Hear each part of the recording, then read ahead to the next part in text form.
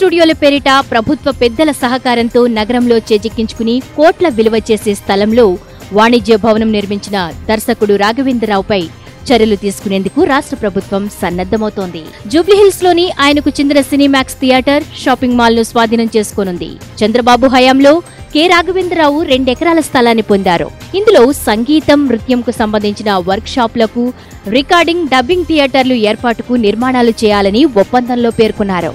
ఒప్పందం ప్రకారం నిర్మాణాలు చేపట్టకపోవడంతో భూమిని కోల్పోయే అవకాశం ఉందని భావించిన ఆయన 2006లో డబ్బింగ్ థియేటర్ కాకుండా సినిమా హాల్, షాపింగ్ మాల్ నిర్మించేందుకు ప్రయత్నించారు. దీనిపై ఆయన హైకోర్టుకు వెళ్లినా చుక్కెదురైంది. ఆ స్థలంలో నిర్మాణాలు చేపట్టవద్దని హైదరాబాద్ కలెక్టర్ సైతం రాఘవేంద్రరావుకు నోటీసులు జారీ చేసినా వాటిని లెక్క చేయకుండా సినిమా హాల్, షాపింగ్ మాల్ నిర్మించారు.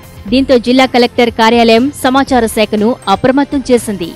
చర్యలు తీసుకునేందుకు అనుమతి కోసం సమాచార శాఖ ప్రభుత్వానికి నివేదిక అందజేసింది. స్థల స్వాధీనం కోసం ప్రభుత్వం నుంచి ఇప్పుడు అనుమతి రావాల్సి ఉంది. రాజశ్రీ తెలుగు నుండి ఈ రిపోర్ట్ అందిస్తున్నది కెమెరా పర్సన్ రాధాకృష్ణతో ధీరజ్. మరిన్ని అప్డేట్స్ కోసం సబ్స్క్రైబ్ చేసుకోండి మీ రాజశ్రీ తెలుగు.